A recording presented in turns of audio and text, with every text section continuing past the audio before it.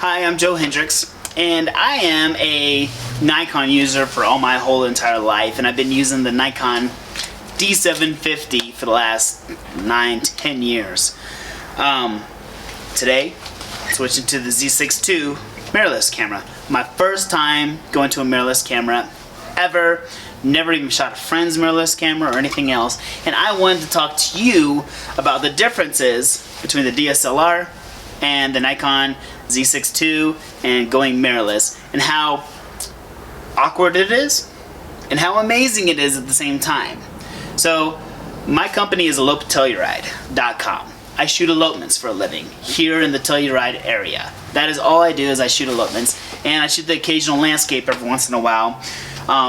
And I went with the Z6II because it's a lot like the D750 as far as image size, megapixels, and everything else. Thought about the Z7II, but I don't have enough reviews on how the medium image works and everything with wedding photography, and I don't want to go through a whole bunch of big images. And I know some of my friends have D850s they shoot with the weddings, but me, I edit everything on a laptop. I just don't want that big image. So let's just get into it. Obviously, the handling should be the first thing that I talk about. The D750 feels amazing in your hand. If you're somebody new into wedding photography, you cannot go wrong with the D750, especially like at $1,000 or whatever it is now. Super cheap. The Z6II, my pinky kind of hangs off the edge a little bit. No big deal, I'm getting used to it, but it is lighter, a whole lot lighter. The lens and the camera together, like, you know, when you do this, you're holding with one hand, which you should never. I never focus like this. I see a lot of people do that, and I don't understand. I support my camera underneath, and just, you can kind of go through all your emotions right here. Super easy. Click, shoot. Same thing with this. This camera is so much lighter, so much lighter. The first thing that I notice is what you get, what you see is what you get in the Z6II. And there's some comfort in being able to just look in the viewfinder, click, know you have the image. But the D750 for years, and I've always done this, is most of the time I'm in aperture priority and it works great. I've gone down like a half a stop on compensation, exposure compensation, because that's what this camera does. Both of my D750s do that, and I know that the aperture priority works very well that way, so that's what I do. So, but when I take a picture, I always look at the image. I may be off a little bit, and I'll change my dial, take another picture, and I have the picture. Most of the time I get it the first shot, every time I get it the second shot. And I've gotten to the point where I can talk to people and I can say, yeah, have a conversation with them while I'm changing my settings and not even looking at the camera, because I've been using this thing for so long and I know it so well. I know what I have to do. And I know I can go a little bit past that step if I want on my exposure and be okay with it. This D750 is an amazing camera, but there is just something about being able to look into the lens and getting the shot. I still look at it, but now I'm realizing that I don't need to look at it. And where that comes in handy is when you're doing backlit shots, or when you're dealing with really hard lighting conditions. And there's a lot of times on the D750, you know, I have to make a really educated guess on what that exposure is going to be. Now, after doing photography for 25 years, I can get really close that first time. With this camera, the Z6II, you nail it the first time. There's no question about it. You know exactly what you're going to get. Now, I did have to white balance my eyepiece, and I had to white balance the back screen of it. But other than that, it's amazing to be able to look through your viewfinder and capture the image like that. The other thing that I really like about it is obviously the shutter, okay? This thing's loud, and I use that actually when I talk to clients. I say, hey, can you hear that? Yeah, I can hear the click. And I say, okay, well, every time you hear the click, give me a different pose. So I'll go click, I'll see them switch poses. Switch pose, switch pose. Cool, you're doing great, yeah. You know, it's kind of a tool that I've used to my advantage to get people who are uncomfortable to just kind of like do different things, however they pose. With this one, it's a lot quieter. Now, I've set up a custom setting on this to where when I push the function 2 button, here, listen to this. When I push the function 2, now it's silent. So I can go in really close to the person that can't hear me, push it again. And I love the customizable buttons on this Z6II to be able to get in close and they can't even hear me. I love that. But one thing that I did notice about the shutter is that it changes. The sound changes, okay? So listen to this. You get like a bruh, bruh, bruh, bruh. But when you point at darker places, well, let me find one. Shoot.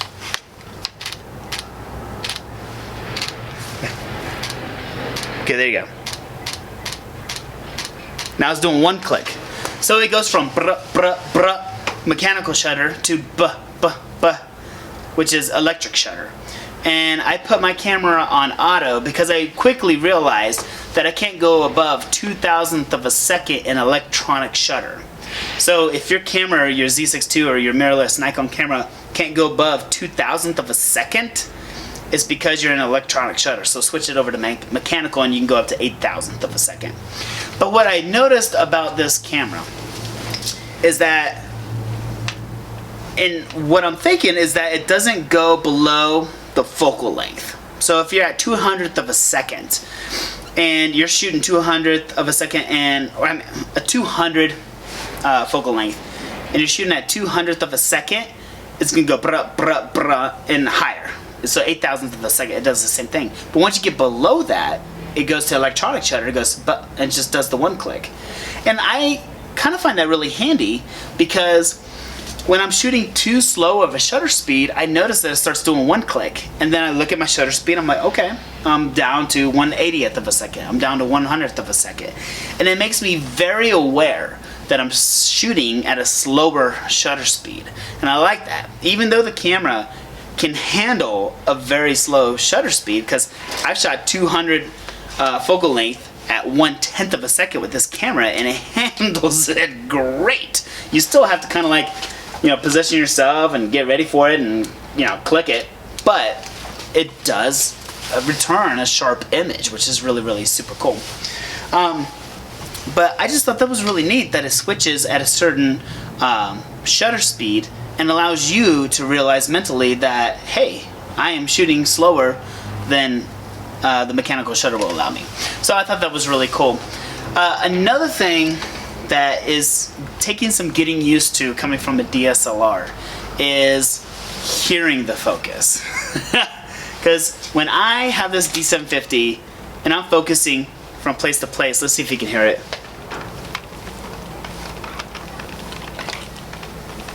It makes all kinds of noises.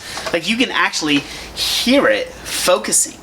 And then when you're in VR mode, which I'm in pretty much all the time unless I'm shooting landscapes, when you're in the VR mode, it does a bzzz, bzzz, has this like, you can hear it.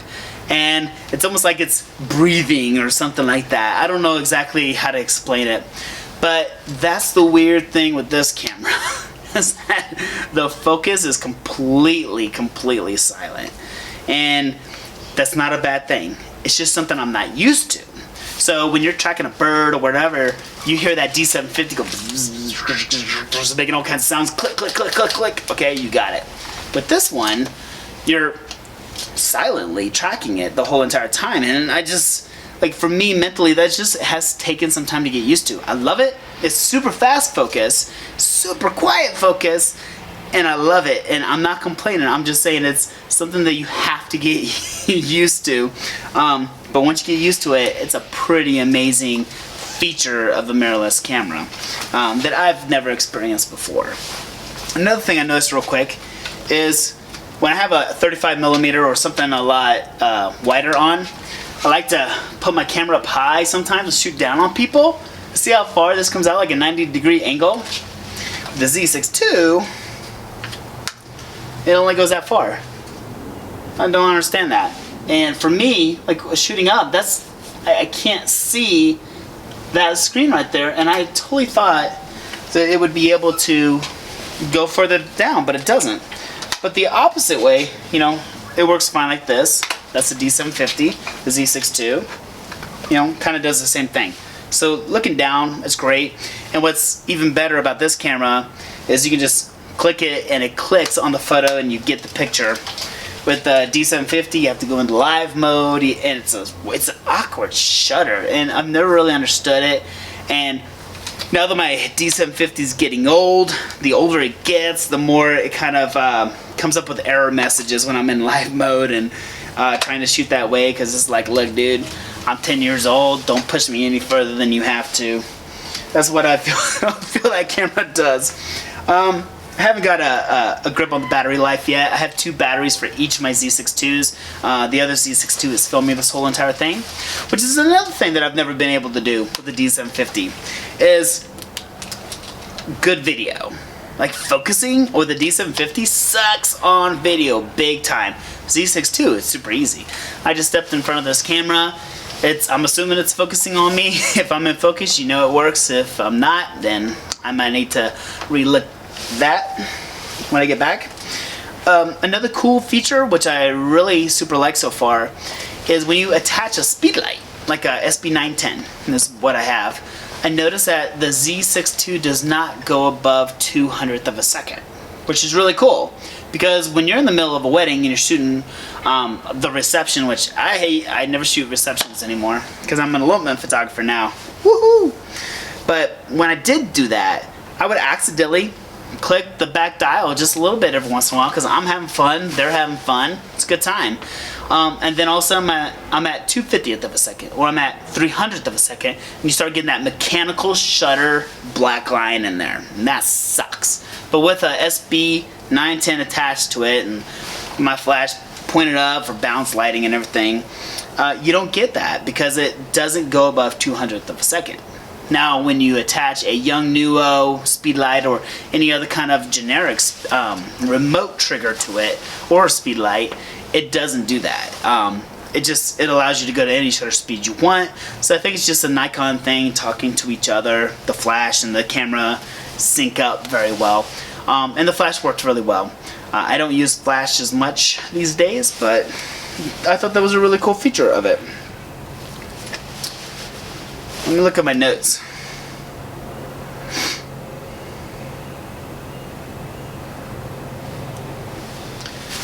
So as I go forward with the Nikon Z6II, I'm really looking forward to see how it handles in the field. I've been using the face detect autofocus. I'm not a big fan of that because with the D750 I always had the 3D matrix tracking 51 point focus on. So I would have a single point, I would put it on something, and it would follow it everywhere.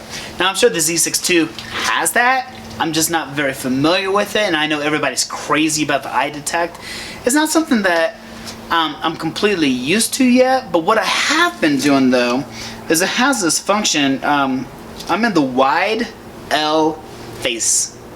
So it gives me a wider area to focus, which is cool because I can focus and then recompose on anything. It doesn't have to be a person.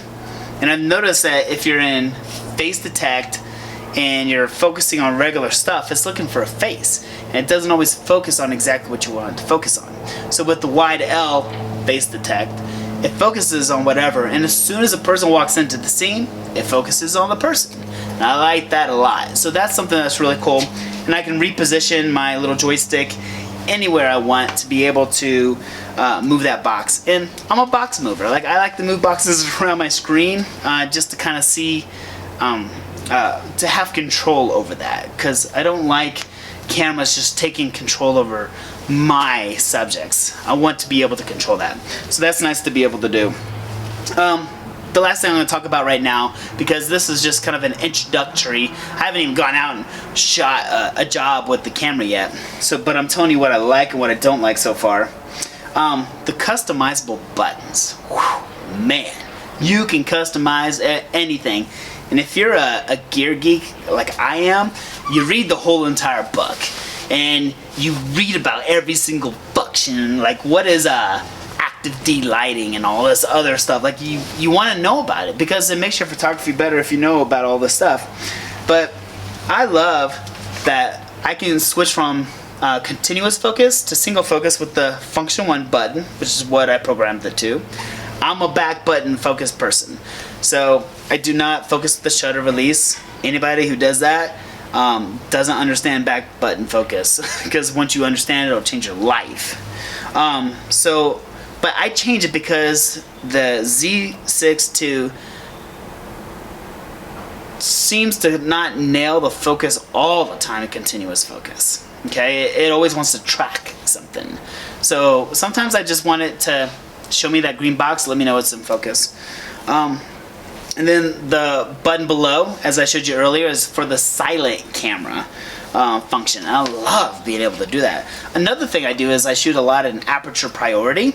I love shooting aperture priority, and I know how these cameras handle. Like this is stopped down like half an exposure or a quarter of an exposure, I forget what it was, but I said a long time ago, in the D750 almost hits this mark every single time on aperture priority, and I love that, not having to think about what my shutter speed is or anything else. As long as I get my 2.8 or my 1.8 or whatever I'm shooting at, I'm happy.